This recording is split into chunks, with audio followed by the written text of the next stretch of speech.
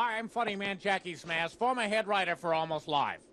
I left in the first season because I didn't think my writing was being appreciated. But I'm not really that bitter about it, although the concept for the show was mostly mine. Get a camera, tripod, microphone, and then find a few writers and performers with some talent, but not much. About like that. That's what you do.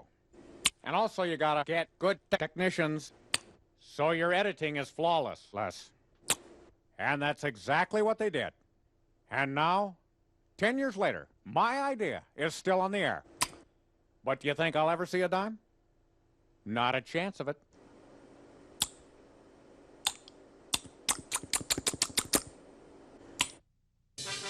And now, Almost Live Unplugged, the 10th anniversary special. And now, here is your host for this evening, John Keister. Hello, I'm John Keister, host of Almost Live. You know, 10 years ago, we were right in the middle of the Reagan administration, and everyone was rich and beautiful, and yet there was a terrible void in our city. MTV had not yet come to Seattle. Fortunately, King TV stepped in with its own rock video show.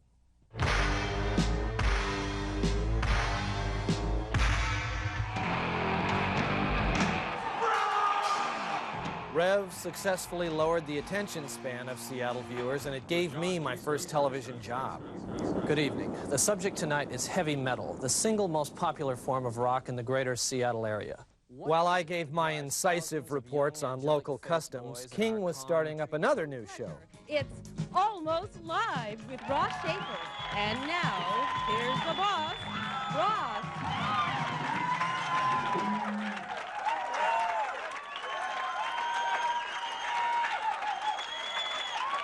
Welcome. Yes, welcome, welcome, welcome. This is Almost Live. This is a big deal. It's our premiere show with our Seattle's own comedy talk show, and we have a real band and everything. Look at those guys. Ross had just won the Seattle stand-up comedy competition, and now he had his own show. But he soon found out that King wanted me, the Rev guy, to join him. Oh, God, we don't even know this guy. Is he funny to the rock world, or what? We didn't think he had any experience, and we thought, okay, we're saddled with him. Let's just see what John Keister can do. Born in the USA. In the beginning, I was just excited to be playing with all the toys, so when I did segments, I tried to use as many special effects as I possibly could. That? More. Look, that's good. That's good. I'll be darned, John. You're on TV. Look, could you help me out here? Look over here, you idiot. Just try to blend in. Hang on, I'll turn the station. All right. Better? Hey, where am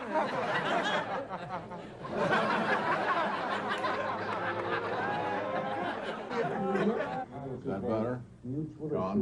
John, where are you?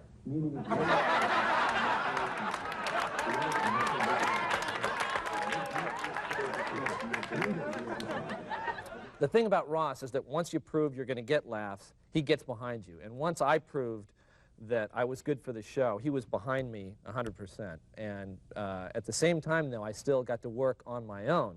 And that's where I met Pat Cashman. Get your motor running. Head out on the highway. Before coming to Seattle, Pat worked in Boise, Idaho, where he introduced midnight movies as Professor Jasper T. Farndark. But we'd spend an inordinate amount of time putting this thing together every week, shooting these pieces, these off-the-wall, silly, goofy pieces. And as much as anything, that's where I sort of sharpened my teeth for some of the stuff that Almost Live became. Now, from Gastropod Pictures.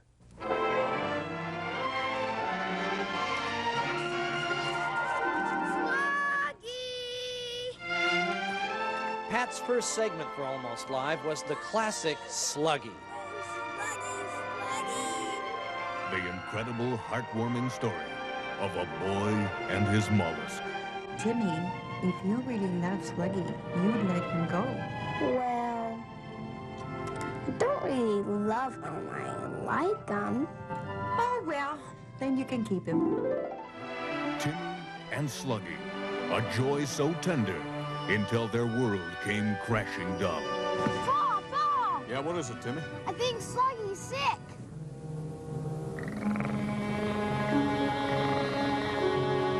Rabies! Get my gun, boy! Most of the stuff that I do, I'd say, is built around my own entertainment with the juxtaposition of serious music with melodramatic elements, but in a silly context. And when you have those two things at the same time, I think that's where a lot of the laughs come from. Look deep, deep into my eyes. You are witnessing a demonstration of the awesome power of the human mind. The unlimited potential of total concentration.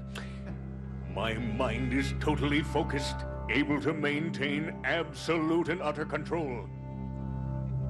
A mind such as this is a powerful force. It could even rule the world. Hey! Huh?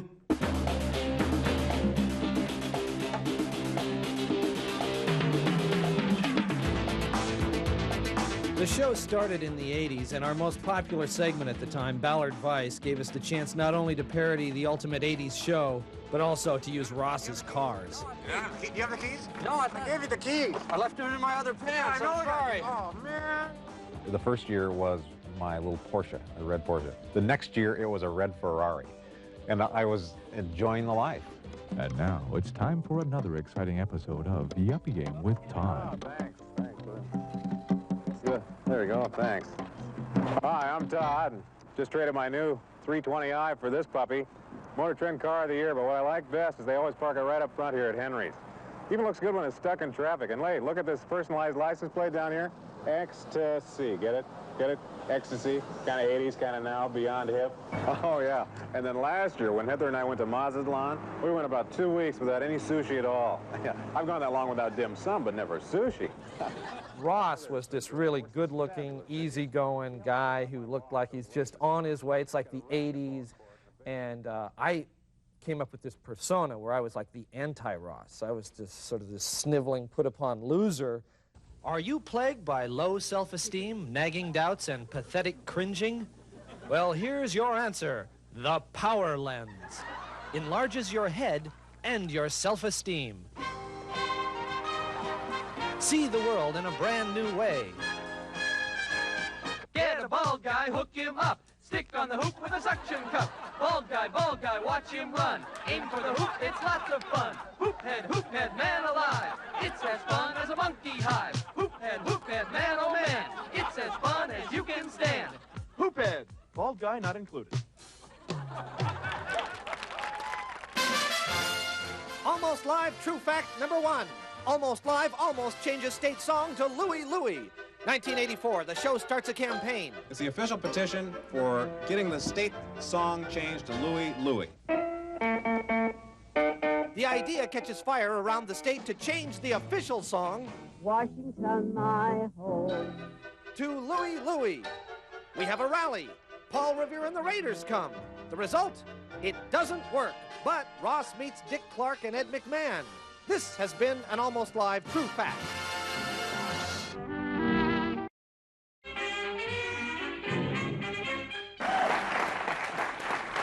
Thank you very much. Please, stop. I insist. Hey, this is it. I'm very happy to be here. This is a great town. I love Seattle because it's a moisturizer, but it works like a city. I just flew in on a plane. I like flying. I like planes. I hate flying standby because you don't get on the plane. That's why they call it standby. You end up standing there going, bye. Get on the plane. Excuse me, sir. I'm sorry. This is an emergency, okay? Hey, aren't you John Keister from Almost Live? You Yes, look tense. You look very nice to tense. meet you. Nice to meet you. I knew this guy from the comedy clubs named Bill Nye, who seemed to me just out of his mind a lot of the times. I took a day off. I took a day of vacation to go shooting with Almost Live. And it was like, it wasn't quite really organized. The people had never heard of the show. They figured you were some axe murderer. It was just the whole thing. But it was really cool. It was very exciting.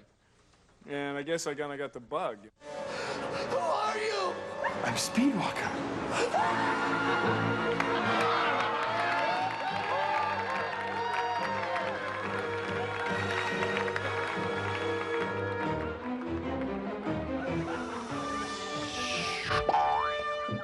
I really liked the act that he did in the clubs, and a staple of his act was he would do these Star Trek jokes.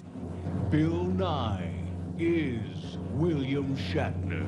Mr. Scott, I need more power. M5. Scan the Excalibur. Is there any life aboard that ship? No life. You have killed. You have murdered. Let yourself be carried away with Captain Kirk's favorite word. You have destroyed.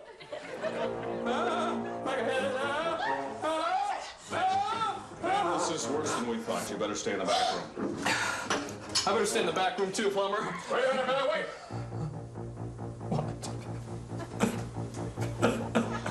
Look at you.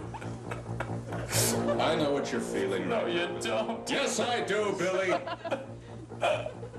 Look, you can stay out here, and you can whine, and you can cry, and you can blubber like a baby. Okay. Yeah, actually, strangely enough, I was kind of cool about joining the show at the very beginning. But then, once I got into it, I decided, yeah, I really want to do this.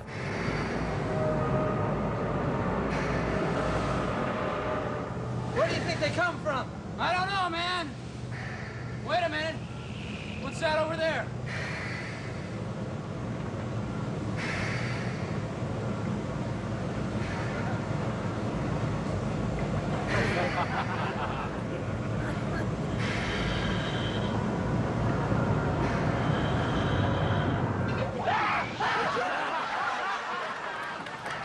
Come on, we gotta get out of there. What's going on?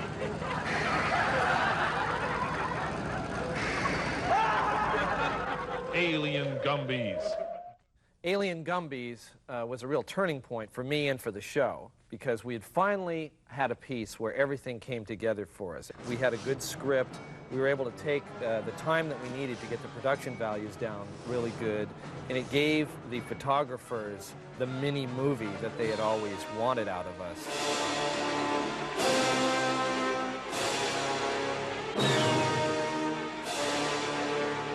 If we wanted to do something like a major motion picture would do, we'd just cheat it the best way. Instead of a dolly, it'd be a walking shot. Instead of this great flying hamburger, it'd be a flying hamburger on a coat hanger that had a that we had a little crank crank. But it worked. It worked, I know.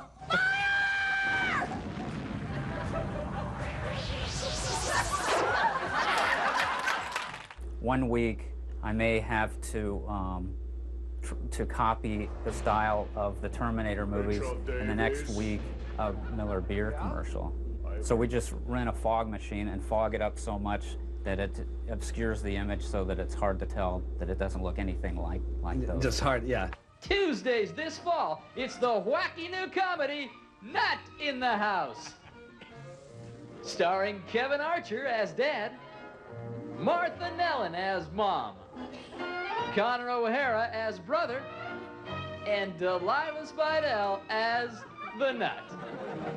I wrote, the first piece was called Nut in the House. That's right. And that pretty much categorizes, I think, what I'm all about. Good morning, Nut. Morning. Good morning, Nut. Don't push me! I love seeing something start really normal and escalate out of control. Happy birthday, dear Nut. Happy birthday to you. I love chocolate cake!